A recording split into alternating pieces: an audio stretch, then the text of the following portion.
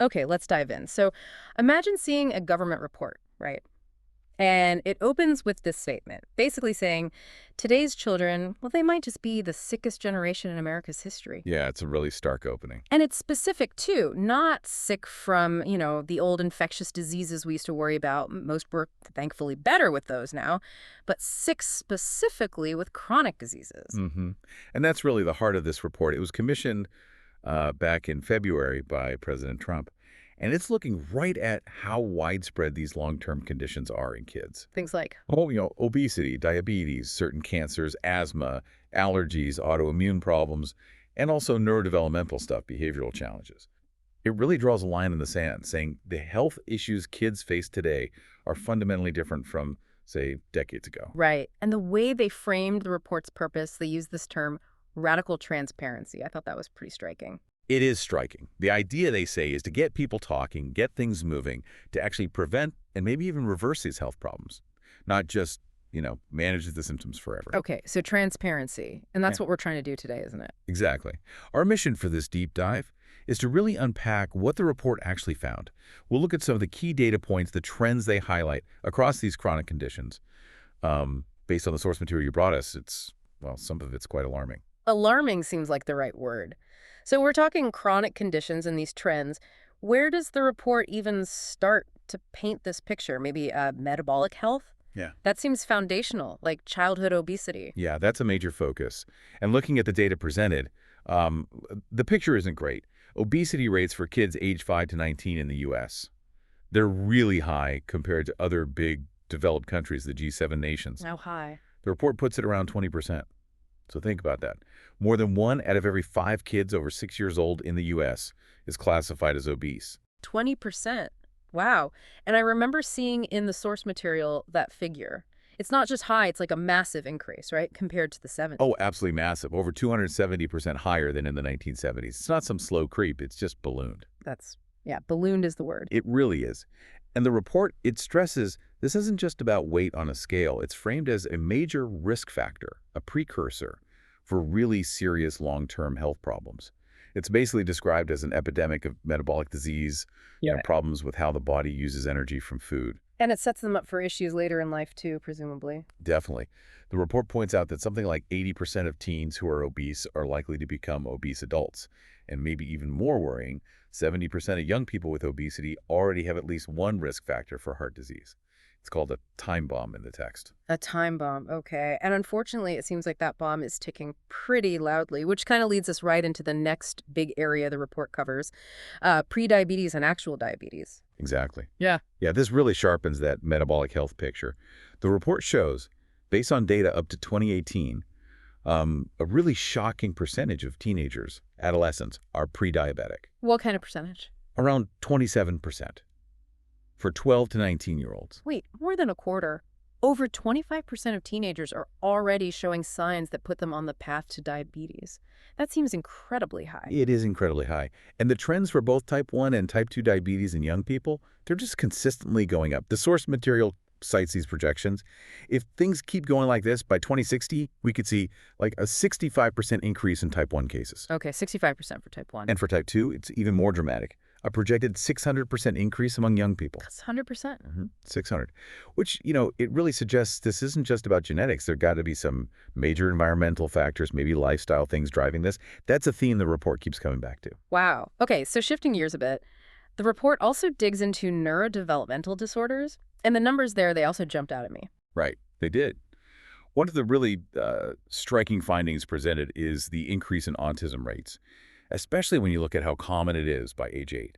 The data going up to 2023 shows this significant upward trend. It's now affecting 1 in 31 children by that age. 1 in 31. That feels, wow. That feels so much more common than maybe we thought, even just, say, 20 years ago. It is.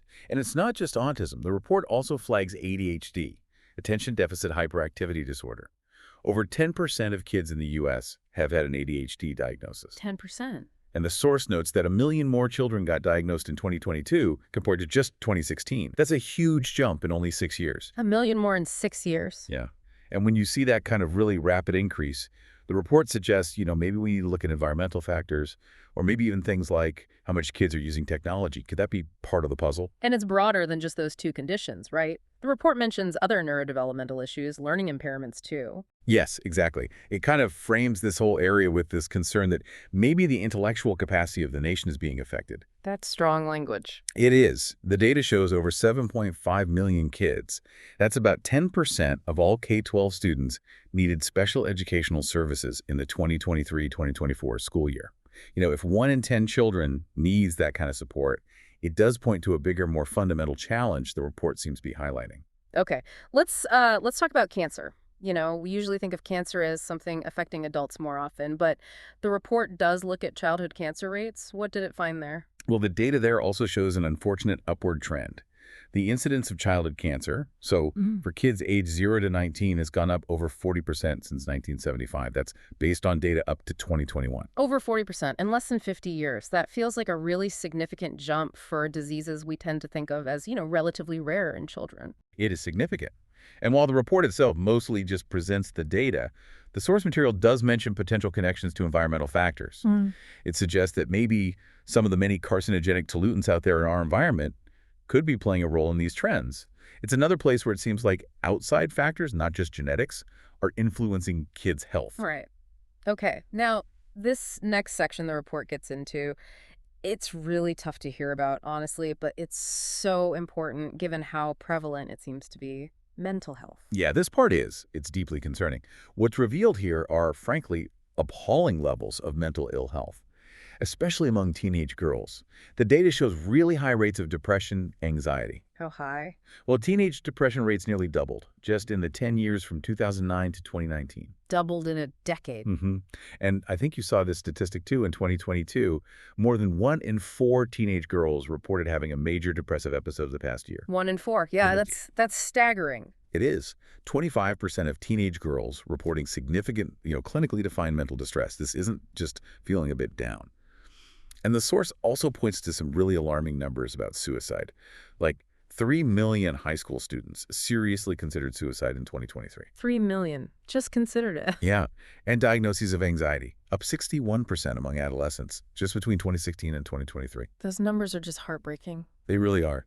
Over 57% of girls reported persistent feelings of sadness and hopelessness. And tragically, suicide deaths among young people aged 10 to 24, they increased by 62% from 2007 to 2021. Suicide is now the second leading cause of death for teens aged 15 to 19. The report doesn't mince words. It calls this an epidemic of mental health problems among young people. It really paints an incredibly concerning picture just across every area we've covered so far. Yeah. Okay, one last major category the report details is allergies, which also seem to be climbing steeply. They definitely are. Allergies are described in the report as conditions that can be, life-ruining for some kids and even potentially life-threatening. And the report shows significant increases pretty much across the board. How common are they now? Overall, over 1 in 4 American children suffer from allergies of some kind.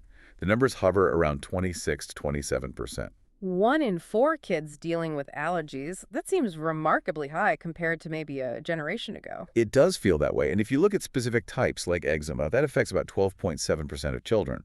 But the rise in food allergies is particularly sharp. Right, I saw that. Between 1997 and 2018, the prevalence of childhood food allergies went up 88%. Nearly doubled in just over 20 years. Exactly. Nearly doubled. And beyond that, celiac disease rates up 5-fold in American kids since the 1980s. And things like inflammatory bowel disease, like Crohn's disease, rates have increased by 25% just in the last decade. Wow. And again, you see these kinds of rapid increases. And it really points away from just genetics being the whole story.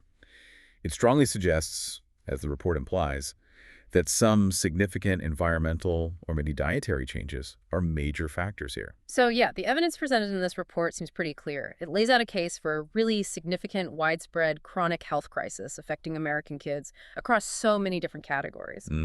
Which really brings us to the critical question the report wants to ask: why? Why is this happening? And, what can actually be done about it? Right, because it doesn't just list problems, does it? No, exactly. While our deep dive today has mostly focused on laying out the data, the source material is clear that the report does point towards what it sees as contributing factors. Such as? Well, things like the huge amount of ultra-processed food kids eat stuff, often loaded with refined sugars, unhealthy fats, Also, pervasive exposure to chemicals in the environment, excessive technology use comes up, and potentially the trend of kids being highly medicated is mentioned too. So it's suggesting it's not just about individual choices like eat your vegetables, it's also these bigger picture things, environmental exposures, technology's role, maybe even the medical system itself. Exactly. The report definitely highlights systemic issues too. It suggests that sometimes federal and state policy might have been guided more by corporate profit than by what's best for public health. Hmm. And it also suggests that maybe scientific and medical institutions have been a bit complacent, kind of defaulting to just managing symptoms rather than really prioritizing finding and fixing the root causes. Which ties back to that phrase they use, radical transparency, right? Wanting to bring these underlying dynamics out into the open. Precisely. And the report calls for, quote, gold standard science to really figure out and address these root causes. It frames science as absolutely essential to uncovering the truth of the problem. It also mentions that a follow-up strategy report is expected, one that will hopefully outline concrete steps to tackle all this. Okay, so let's try and sum this up then. We've taken a deep dive into the findings from this White House report, and it uses really stark language, doesn't it? Describing today's children as potentially the sickest generation in U.S. history, specifically because of chronic diseases. Yeah, and the scope is broad. It details this concerning picture across a whole range of conditions from, soaring rates of metabolic problems like obesity and diabetes to alarming increases in neurodevelopmental disorders, certain childhood cancers, definite crisis in mental health, and these rapidly rising allergy rates. And a really crucial part of the report's whole perspective is that it views a lot of this chronic illness burden as preventable. Preventable. It points to this really complex web of factors, suggesting things like, well, corporate profit, potentially influencing policy, the way medicine is generally practiced, our lifestyles, the environment, technology, that they're all contributing somehow. And the call to action is clear. Use rigorous science to understand and address the root causes of these trends, to move beyond just managing symptoms. Yeah. And there's this expectation of a strategy document coming later outlining actual steps. The implications of all these trends, they obviously go way beyond just the individuals and families directly impacted. It touches on the broader health, the resilience, maybe even the future capacity of the whole country. And while this report is focused on the U.S., the source material hints that we might see similar patterns playing out elsewhere too. Absolutely. Which kind of leaves us with a final thought, something for you, the listener to maybe chew on. Given the report's really powerful claim that the vast majority of this is preventable, and its suggestion that policy has at times been swayed more by corporate interest than public good, what does that imply about where the focus really needs to shift? Not just thinking about individual actions, important as they are, but about fundamental systemic change if we truly want to improve the health outlook for the next generation.